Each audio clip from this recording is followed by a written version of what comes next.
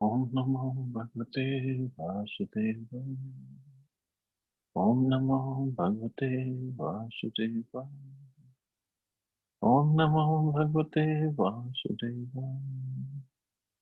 Narayanam Namaskritya Naram Cheva Narottam Devim Saraswatim Vyasam Tato Jayam Nashtiprayeshu Abhadreshu Nityam Bhagavata Sevaya Bhagavati Uttam Shloke Bhaktir Bhavati Naistiki.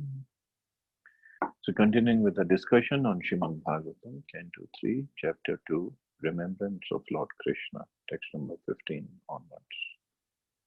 So Uddhavji is further speaking to Vidurji.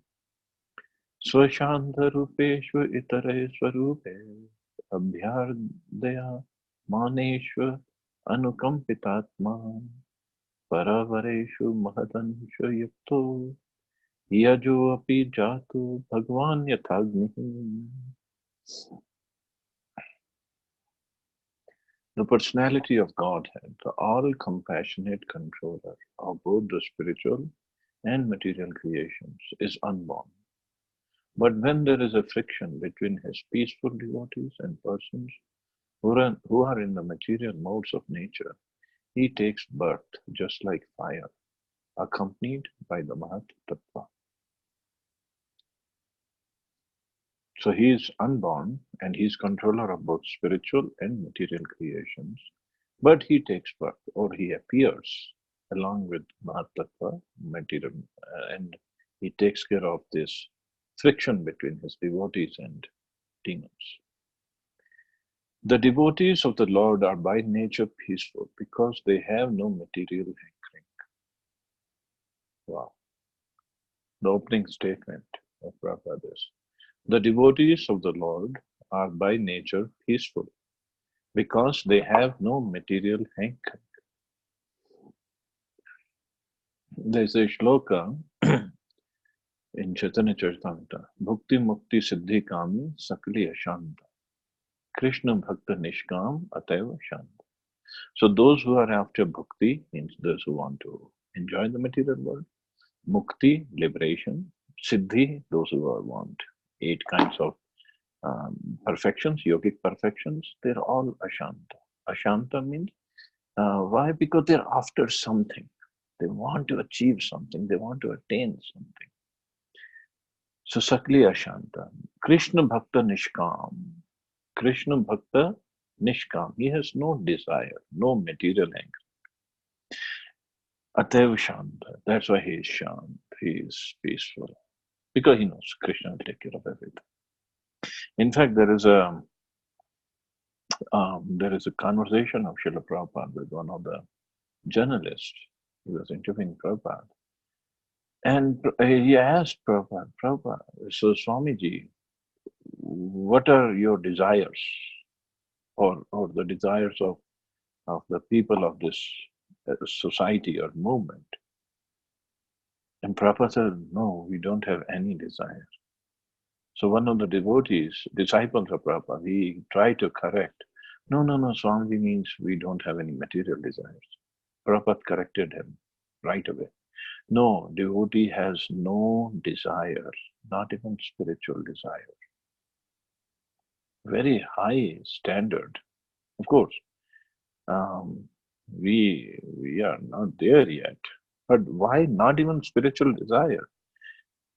Because then the desire to serve won't be there. If Krishna wants us to serve in hell, a devotee should be more than happy to serve Krishna, to go to hell to serve Krishna.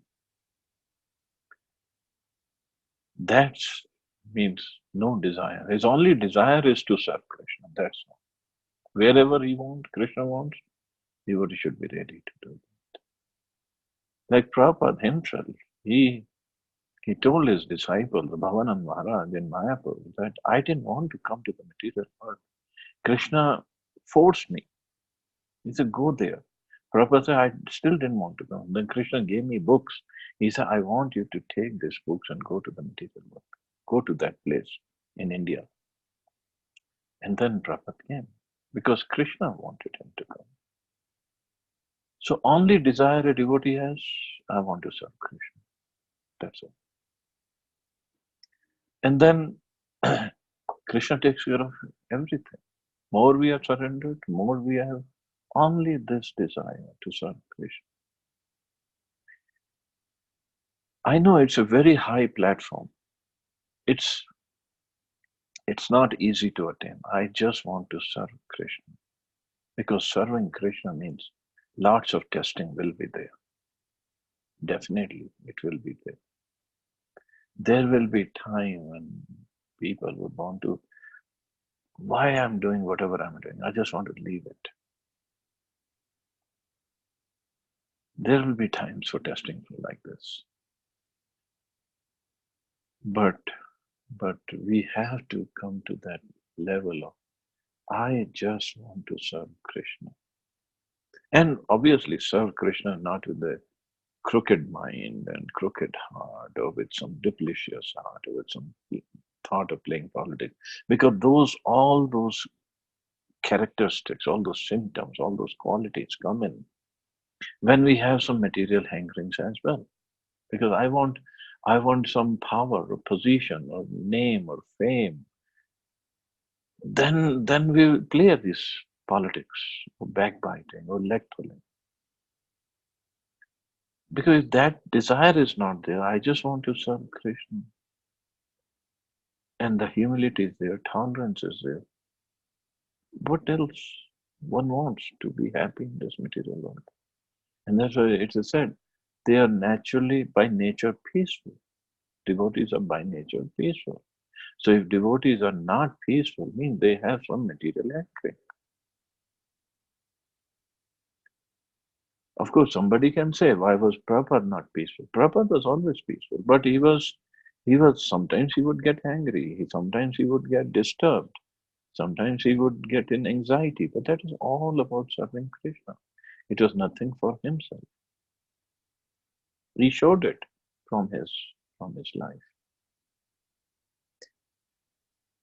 So that is the stage we want to achieve.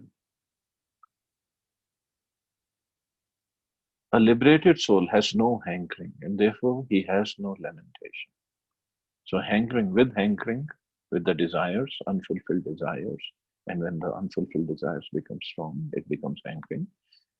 And when they are still not fulfilled, it becomes lamentation. Then he laments, oh, why I don't have this, why I don't have that. And therefore he has no lamentation. He's always peaceful. One who wants to possess also laments when he loses his possession. That's another reason for lamentation. When he loses his possession, and that definitely is going to lose it, one point or the another, because any material possession is temporary. So the lamentation will be there. Devotees have no hankerings for material possessions and no hankering for spiritual salvation. Sri Prabhupada is writing that. They are situated in the transcendental loving service of the Lord as a matter of duty. And they do not mind where they are or how they have to act. Very beautiful. They do not mind where they are or how they have to act for the service of Krishna. That's love. That's love for Krishna. That's surrender. Karmis, Jnanis, and Yogis all hanker to possess some material or spiritual assets. Karmis want material possessions. Jnanis and Yogis want spiritual possessions. But devotees do not want any material or spiritual assets. They want only to serve the Lord anywhere in the material or spiritual worlds that the Lord desires. And the Lord is always specifically compassionate towards such devotees. So that's when they get the full mercy of the Lord, full mercy of Prabhupada also. Of course, we only talk about Prabhupada because we learn everything from Prabhupada. So that's when they get the full mercy, full compassion of Krishna, Prabhupada, then Guru Parampara and Chaitanya Mahaprabhu. When they have no spirit, not even spiritual desire.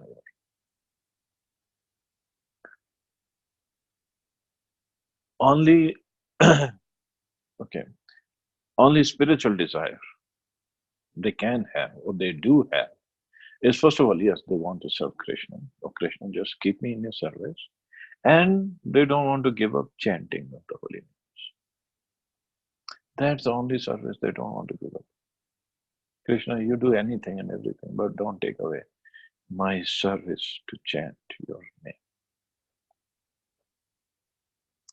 The karmis, jnanis, and yogis have their particular mentalities in the modes of nature, and therefore they are called itara or non-devotees. These itaras, including even the yogis, sometimes harass the devotees of the Lord. Durvasa Muni, a great yogi, harassed Maharaj Ambarish because the latter was a great devotee of the Lord. And the great karmi and jnani Hiranyakashipu even harassed his own Vaishnava son, Prahlad Maharaj. See, Prabhupada saying he was karmi and jnani, because he had lots of knowledge. We'll see in 7th canto. There are many instances of such harassment of the peaceful devotees of the Lord by the itaras. Itaras means the non-devotees. When such friction takes place, the Lord, out of his great compassion towards his pure devotees, appears in person, accompanied by his plenary portions controlling the Mahatma.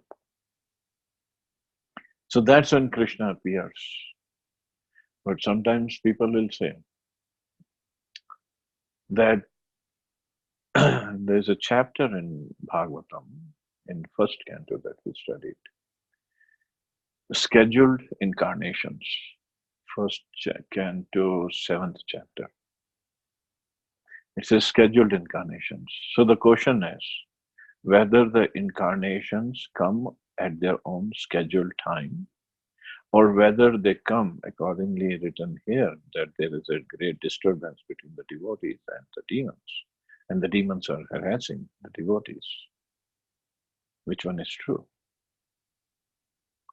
Whether like for Krishna it is said that he appears even on a day of Brahma, every day of Brahma, the 7th Manus, 28th Dwapar Yuga, towards the end of 28th Dwapar Yuga, in the day of Brahma. So according to schedule, that's the time he's supposed to appear. But here it is said, he appears, or any of his incarnations would appear, whenever there's a friction between the devotees and the demons.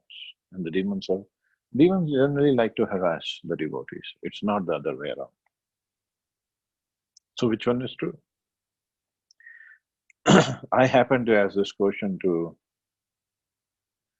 a great disciple of Prabhupada, a great, very big scholar, His Grace Gopi Parandan Prabhu, who translated and wrote commentary on Brihad Bhagavatamrita also. So he said, both are true. I was bewildered. I said, how's it, Prabhuji?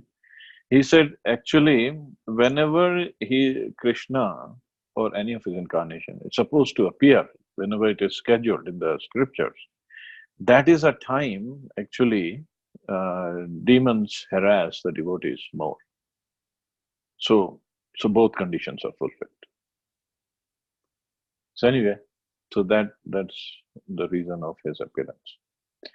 The Lord is everywhere in both the material and spiritual domains, and he appears for the sake of his devotees when there is friction between the devotee and the non-devotee. As electricity is generated by friction of matter anywhere and everywhere, the Lord, being all-pervading, appears because of the friction of devotees and non-devotees. When Lord Krishna appears on a mission, all his plenary portions accompany him.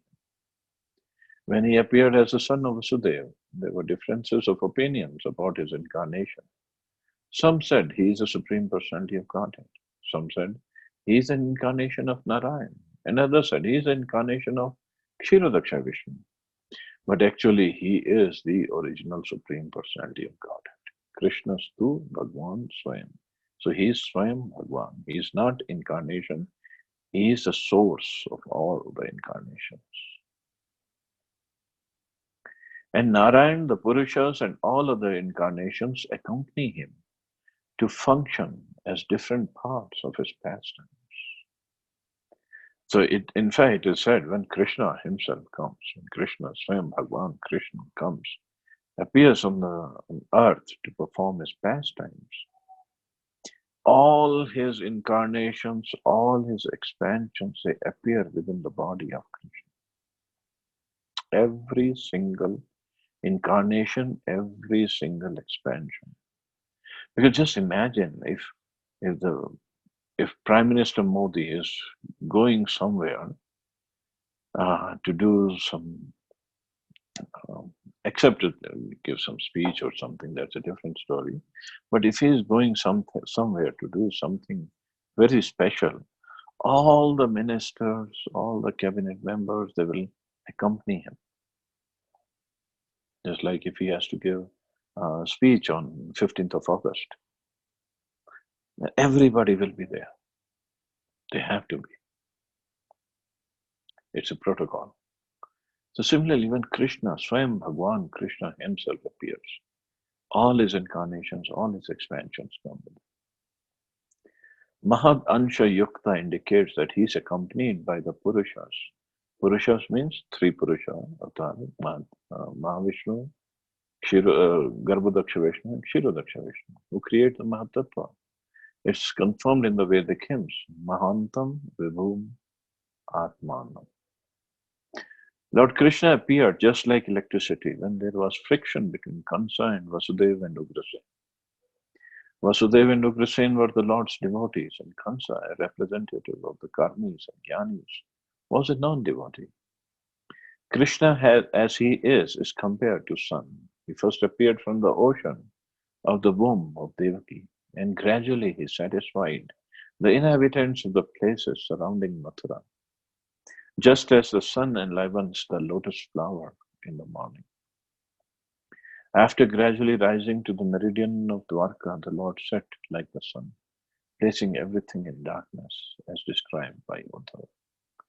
So Krishna appeared from the ocean of the womb of the Devaki. Why? Because he's compared to sun. Sun generally we see is coming out of the ocean. And gradually he satisfied the inhabitants of places surrounding Mathura. So Mathura, Vrindavan, Dwarka, Barsana, all of the places, Gokul. So all the inhabitants were satisfied because his main reason of coming is, in fact, not to kill the demons. It's basically to perform the pastimes, to attract, enliven, and to take care of all these devotees who were there, who were hankering after him, hankering to see him, hankering to be part of his pastimes. Text 16.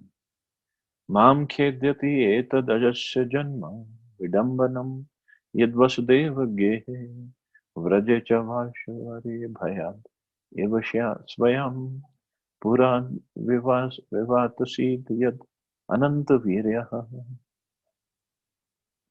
When I think of Lord Krishna, how he was born in the prison house of Vasudeva, although he is unborn, how he went away from his father's protection to Vraj and lived there incognito out of fear of the enemy, and how, although unlimitedly powerful, he fled from Mathura in fear. All these bewildering incidents give me distress. Of course, Krishna performs his pastimes, and everybody, according to their own relationship with Krishna, they see those pastimes differently. Uddhavji being a cousin of Krishna, he has a relationship with Krishna where he is in a friendly mode. So when he hear about Krishna, that he fled from Mathura in fear, how can Krishna flee from anybody in fear? But the devotees, they don't deal with Krishna or relate to Krishna in as like he's the supreme personality of Godhead. They deal with him, relate to him as he's a like bosom friend, like very close friend. Or Mother Yashoda would deal, oh, if I don't feed Krishna, Krishna, how will you grow? Or like Radharani and the gopis deal with Krishna. So they don't deal with him. Like he is a supreme personality of Godhead. What is he got to be afraid of? No. So when they hear these incidents, oh, Krishna, he was born in the prison house of Vasudeva, and he went away from his father's protection to Braj and lived there incognito out of fear of the enemy. How can Krishna be afraid of Kansa? Every day, Krishna Balaram, they would kill two, three demons every day that were sent by Kansa. But this is what enhances. This is what uh, really brings out the mood of the devotees for Krishna, and that's what Krishna loves. And that's when devotees cannot think of anyone but Krishna. And this is what that, that makes this relationship stronger. Because Lord Shri Krishna is the original person from whom everything and everyone has emanated. Aham Sarvasya Prabhava. Nothing can be equal to or greater than him. The Lord is supremely perfect, and whenever he enacts his transcendental pastimes as a son, a rival, or an object of enmity, he plays a part so perfectly well that even pure devotees like Uddhava are bewildered. For example, Uddhav knew perfectly well that Lord Shri Krishna is eternally existent and can neither die nor disappear for good. Yet he lamented for Lord Krishna. Just like in the previous verse, Uddhav is saying, he appeared with all his incarnations. So he is the Supreme Lord himself. From him everything comes. So, spiritual or material world. But now he forgot. And actually that's the job of Yog Maya. Otherwise, they cannot have that kind of relationship with Krishna. All these events are perfect arrangements to give perfection to his supreme glories. It's for enjoyment's sake. When a father plays with his little son and father lies down on the floor as if defeated by the son, it's just to give the little son pleasure and nothing more.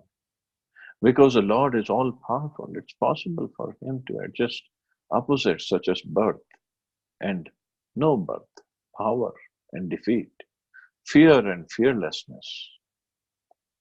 A pure devotee knows very well how it is possible for the Lord to adjust opposite things.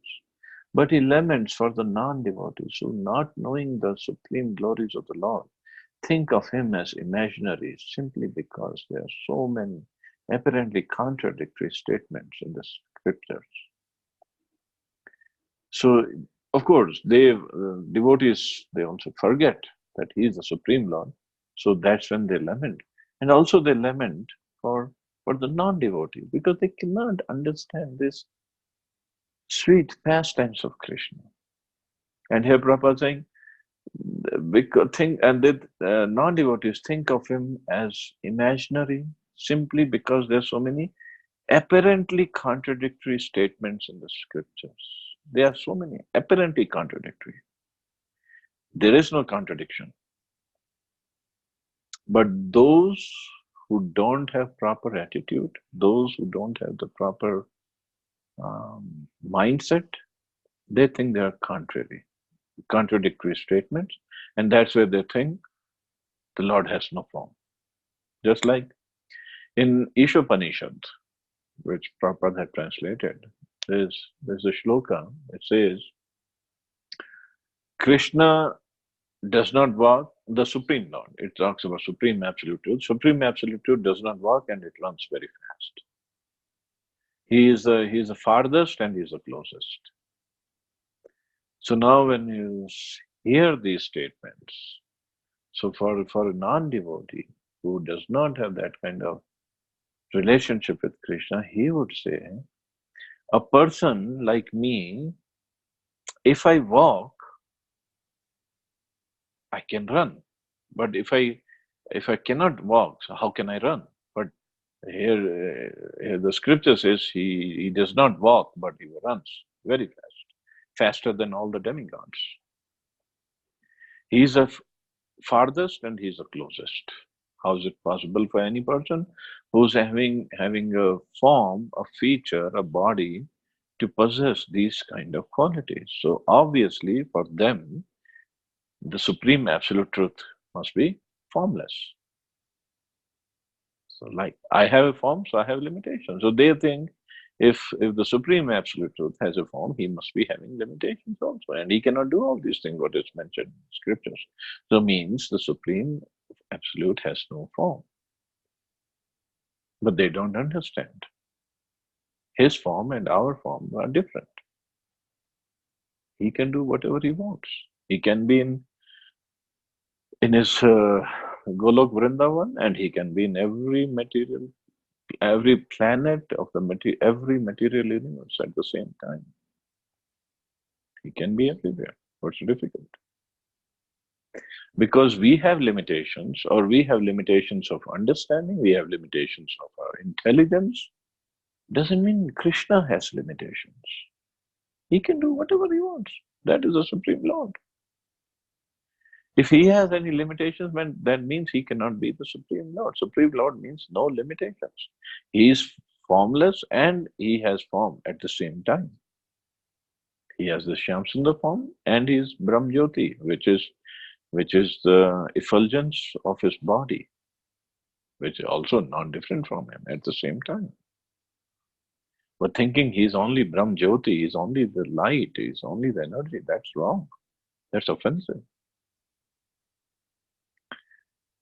And this is what Prabhupada is saying. Factually, there is nothing contradictory.